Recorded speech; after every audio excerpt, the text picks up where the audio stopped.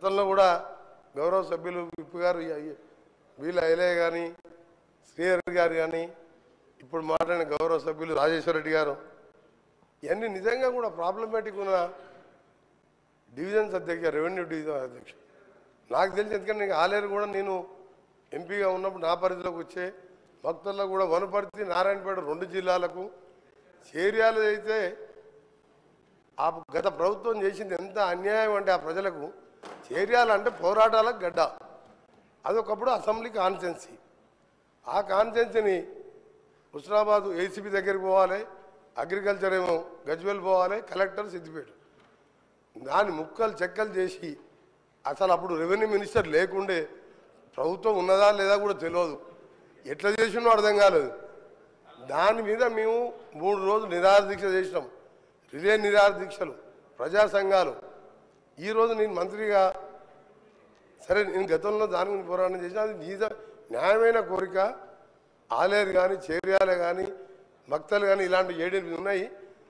సహచర మంత్రివర్యులు గౌరవనీయులు పొంగులేటి శ్రీనివాసరెడ్డి గారిని వారి ద్వారా ముఖ్యమంత్రి గారు కూడా మేమందరం కూడా యాజ్ ఏ మంత్రిగా నేను మాట్లాడతాను కానీ సభ్యులు రాజేశ్వర రెడ్డి గారు చెప్పినట్టు ఆ కుమరవెల్లి దేవస్థానంతో పాటు అసలు ఇబ్బందులు కాదు అధ్యక్ష ప్రజా సమస్యలు వేరు అసలు ఆర్డీఓ ఆఫీస్ అనేది ముఖ్యం తర్వాత జేసీ కలెక్టర్ ఎక్కడ తిరగాలి అధ్యక్ష కామాన పేదవాడు దీని మీద గౌరవ రెవెన్యూ మినిస్టర్ గారికి రిక్వెస్ట్ చేస్తున్నా యాజ్ ఏ కొలీగ్ మినిస్టర్గా జెన్యున్ కోరికలను కూడా మనం మన సభ్యులైనా ఆ సభ్యులైనా నా రిక్వెస్ట్ అయినా దాని మీద కన్సిడర్ చేయాలని రిక్వెస్ట్ చేస్తున్నాను ఇంకా రాష్ట్రంలో ఎక్కడెక్కడైనా ఇలాంటివి ఉంటే చేస్తే ప్రజలకు అందుబాటు 4 మండలాలు కలిసి 10 జిల్లాలు ఉన్నాయి అధ్యక్ష వనపర్తి 4 మండలాలకే ఒక జిల్లా ఉంది ములుగు 4 మండలాలకే ఒక జిల్లా ఉంది నారాయణపేట 5 మండలాలకే ఒక జిల్లా ఉంది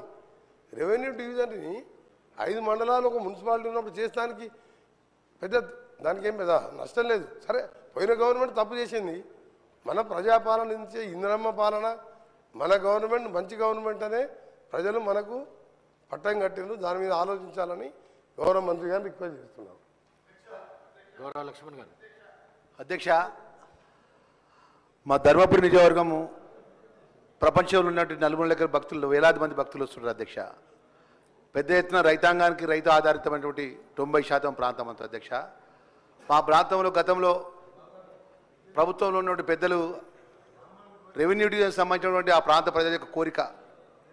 ఎన్నోసార్లు నిరసన గత ప్రభుత్వంలో ప్రజలు రోడ్లెక్కి ధర్నాలు చేసినారు నిరసన తెలియజేసినారు ఆపోజిషన్ నుండి మేము కూడా ఆ ధర్నాలో పాల్గొన్నాం అధ్యక్ష గౌరవ మంత్రివర్య రెవెన్యూ శాఖ మంత్రివర్యులకు మీ ద్వారా రిక్వెస్ట్ చేస్తున్నా అధ్యక్ష దయచేసి ఫీజిబిలిటీ అన్ని విధాలా కూడా మా ధర్మపురి ప్రాంతానికి సంబంధించినటువంటి రెవెన్యూ డివిజన్కి కొత్తగా ఏర్పడే రెవెన్యూ డివిజన్ కోసం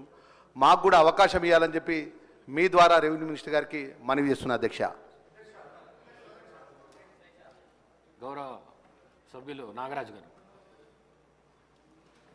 ధన్యవాదాలు అధ్యక్ష మీ ద్వారా గౌరవ రెవెన్యూ శాఖ మంత్రులు గారిని నేను రిక్వెస్ట్ చేస్తున్నా అధ్యక్ష అలాగే పెద్దలు మినిస్టర్ కోమటిరెడ్డి వెంకటరెడ్డి సార్ కూడా చెప్పినట్టుగా నా వర్ధనపేట కాన్స్టిట్యున్సీ కూడా పలు విధాల పాపం ప్రజలు ఎక్కడ పోవాలని ఒక్కొక్కసారి నాకే ఫోన్ చేస్తుంటారు సార్ మేము ఎక్కడ పోవాలి ఏ ఆఫీస్ పోవాలి ఏ కలెక్టర్ని కలవాలని ఈ విధంగా సమస్యలతోని వర్ధనపేట డివిజన్ కూడా వర్ధనపేట కాన్స్టిట్యున్సీని కూడా అట్లనే చేసిండ్రు అధ్యక్ష గత ప్రభుత్వం చేసిన అది తుగ్లక్ పాలనన్నా లేక ఏమన్నా చెప్పలేను నేను ఇష్టారాజ్యంగా చేసి ప్రజలను ముప్పుతిప్పలు ఆర్టీ ఆఫీసు వరంగల్ ఉంటే కలెక్టర్ హన్మకొండ ఆఫీస్ పోవాలి లేకుంటే పోలీస్ స్టేషన్ వర్ధనపేటలు ఉంటే అటు పరిగెత్తాలి ఈ విధంగా lot of confusion in the public అధ్యక్ష అలాగే మున్సిపాలిటీలను అప్గ్రేడ్ చేసిండ్రు మా తండావాసులు పాపం చాలా బీద ప్రజల అధ్యక్ష వర్ధనపేట మున్సిపాలిటీ చేసిండ్రు అందులో వాళ్ళని తెచ్చి సుమారుగా 7-8 తండాలను కలిపింది అధ్యక్ష పాపం వాళ్ళు కరెంటు బిల్లు మన ప్రభుత్వం ఉచిత కరెంట్ ఇస్తుంది అధ్యక్ష కానీ వారు దానికి కూడా అర్హులు కాకుండా అయిపోయింది అధ్యక్ష దయచేసి మీ ద్వారా గౌరవ మన మంత్రివర్యులను కోరుకుంటున్న అధ్యక్ష తండాలను ఆల్రెడీ నేను ముఖ్యమంత్రి గారికి కూడా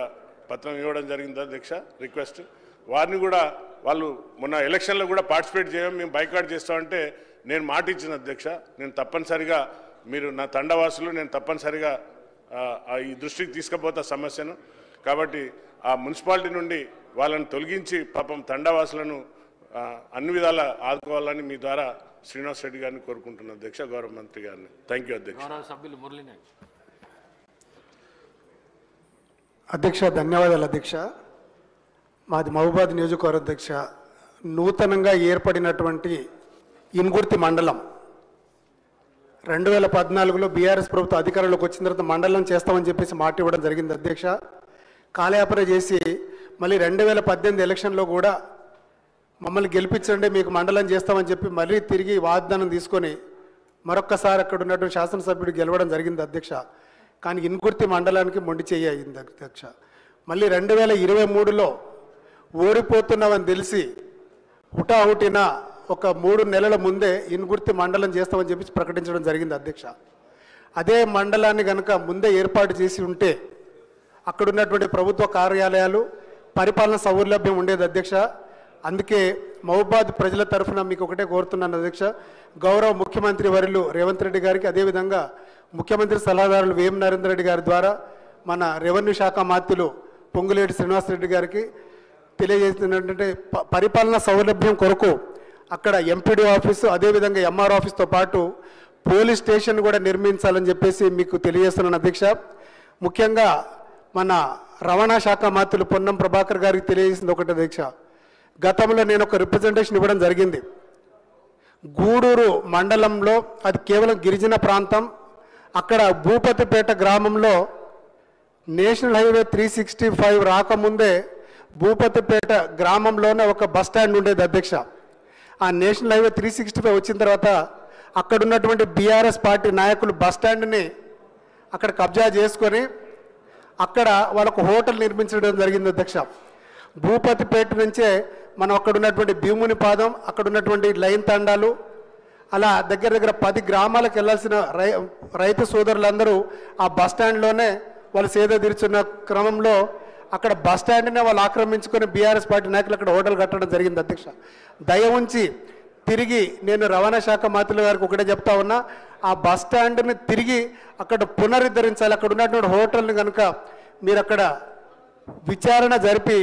హోటల్ స్థానంలో మీరు బస్ స్టాండ్ నిర్మించాల్సి కోరుకుంటూ ఈ గొప్ప అవకాశం ఇచ్చినటువంటి మన అధ్యక్షుల వారికి ప్రత్యేక ధన్యవాదాలు. గౌరవ సభ్యులు